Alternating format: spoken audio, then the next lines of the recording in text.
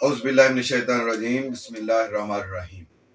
अस्सलाम वालेकुम ख़वातीन हज़रात, मैं हूं आपका होम्योपैथिक डॉक्टर रिजवान साकिब और आपसे मुखातब हूं शमा होम्यो क्लिनिक लाहौर पाकिस्तान से। आइए आज बात करते हैं कि सोराइसिस की वजूहात क्या हैं, काजेज़ क्या हैं, यानी ये क्यों होता है। सोराइसिस के बारे में आपको मैं पहले भी बता चुका हूं कि ये एक ऑटोइम्यून डिजीज़ है, और ऑटोइम्यून डिजीज़ के बारे में अगर आप जानना चाहें तो मैं ये बताऊंगा कि हमारे जिस्म के अंदर कुछ हिफाजती सेल्स होते हैं, न्यूट्रोफिल्स हैं, टी सेल्स हैं, जो हमारे मदाफ़ती निज़ाम कह लें कि वो उस कंट्रोल करते हैं, कि इम्यून सिस्टम को कंट्रोल करते हैं कि कोई भी अगर कोई हार्मफुल सेल्स जो हैं वो बाहर से हमारे बॉडी पर अटैक करते हैं तो ये उनके खिलाफ जंग लड़ते हैं, यानी उनको ख़त्म करने के लिए अपना पूरा एड़ी चोटी का जोर लगाते हैं। उसकी वजह से ये मर्ज पर काबू पा लेते हैं, और बाज़ दफ़ा अगर ये काबू ना पा सकें तो फिर हमें अद्वियात का सहारा लेना पड़ता है।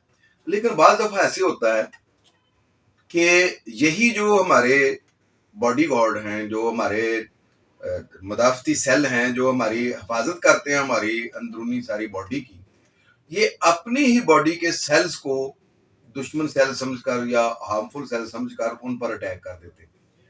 अब उनको मारना शुरू कर देते हैं।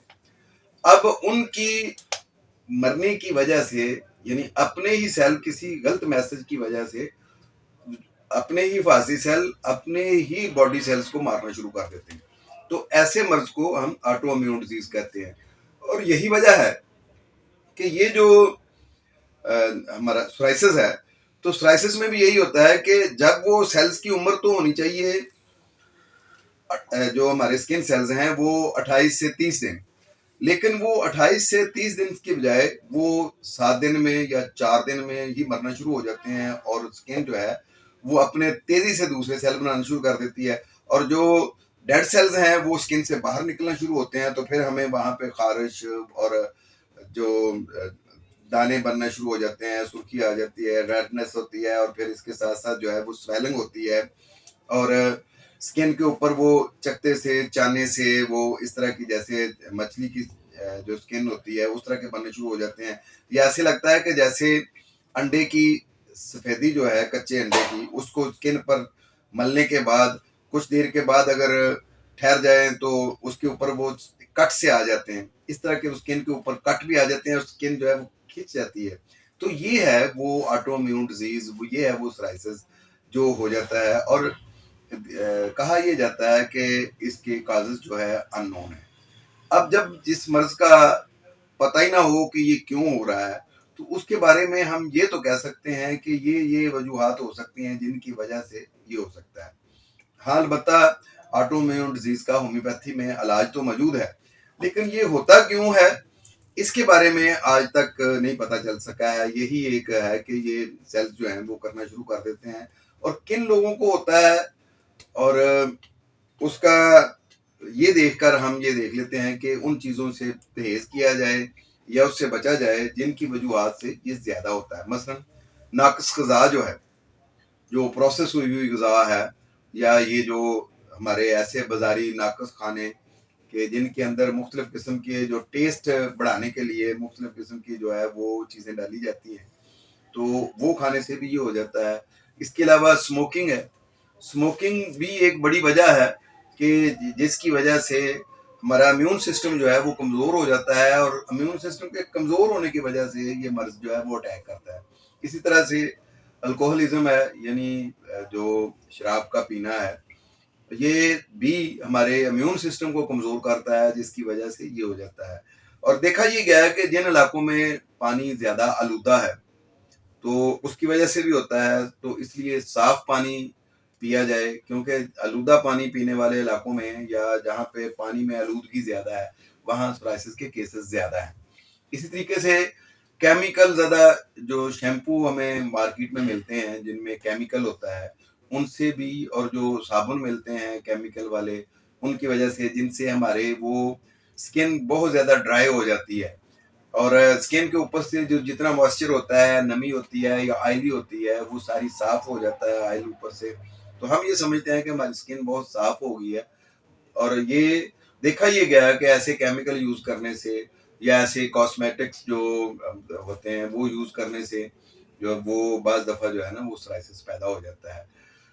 اور ہمارا امیون سسٹم جو ہے اس کے کمزور ہونے کی وجہ سے بھی سورائسس پیدا ہو جاتا ہے. اس لیے ہمیں اپنے امیون سسٹم کو مضبوط کرنے کے لیے ایسی چیزیں کھانی چاہیے جو جو ہماری امیونٹی کو بڑھائیں. مثلاً جو ایسے پھل ہیں، خشک میوہ جات ہیں، گوشت ہے جو بکرے کا گوشت ہے یا کوئی بھی جو میٹ ہے اس کو لیا جا سکتا ہے. اس کے علاوہ یہ ہے کہ انجیر ہے، پھر السی ہے اس کو کھانے سے، پھر کلونجی ہے، زیتون کا تیل ہے اس کو پینے سے بھی یہ چیز جو کور ہو سکتی ہے. اچھا، ہم بات کر رہے تھے اس کی وجوہات پہ کہ یہ کازز کیا ہے.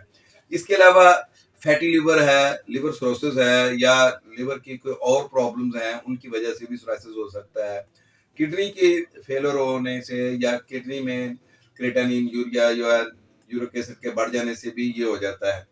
دیکھا یہ گیا ہے کہ چونکہ سورائسس جو ہے یہ موروثی مرض بھی ہے، اس لیے کزن میرج سے یہ زیادہ اس فیملی میں زیادہ ہوتا ہے جہاں پہ کزن میرج زیادہ ہوتی ہیں.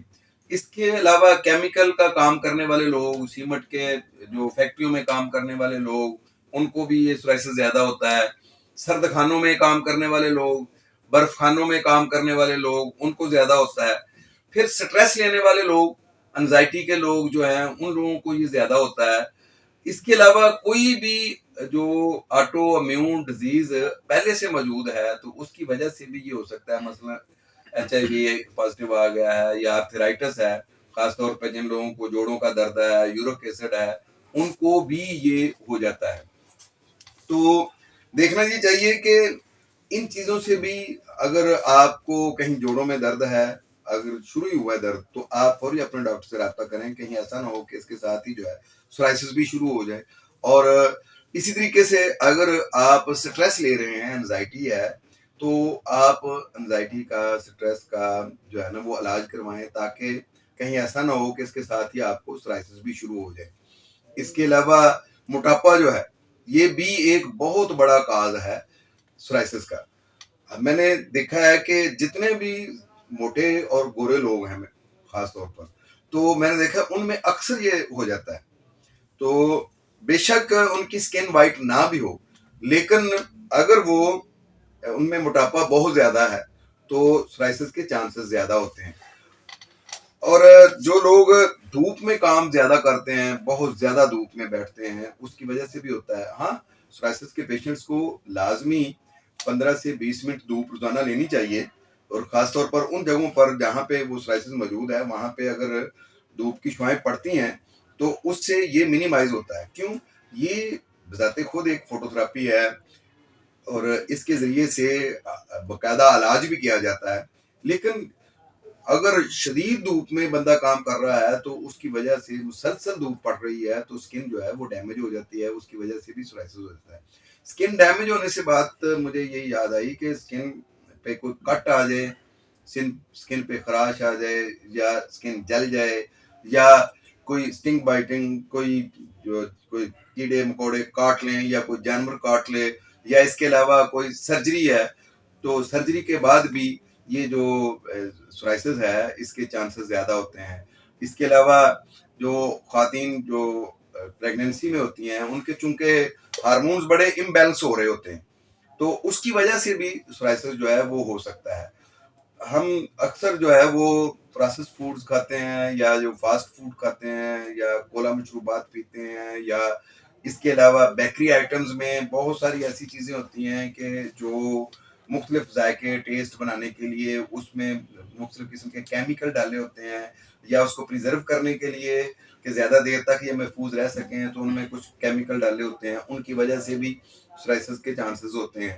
گھروں میں جو ہمارے برتن یوز ہوتے ہیں اکثر وہ ایلومینیم کے ہوتے ہیں، یہ جو ہمارے جو پکانے کے لیے استعمال ہوتے ہیں، تو یہ بھی ایک کیمیکل ہے اور اس کی وجہ سے بھی ہوتا ہے، سورائسس ہونے کے چانسز ہیں. آپ اپنے گھروں میں کوشش کریں کہ مٹی کے برتن ہوں یا پیور سٹیل کے برتن ہوں جن میں کھانا پکایا جائے. اس سے بھی سکن کو موئسچر زیادہ نہ ملنے کی وجہ سے بھی سورائسس کے چانسز زیادہ ہوتے ہیں. یعنی گرم پانی سے نہانے کا جو رجحان ہوتا ہے سردیوں میں، اس کی وجہ سے بھی سورائسس ہونے کے چانسز یا سورائسس کے بڑھنے کے چانسز ہوتے ہیں.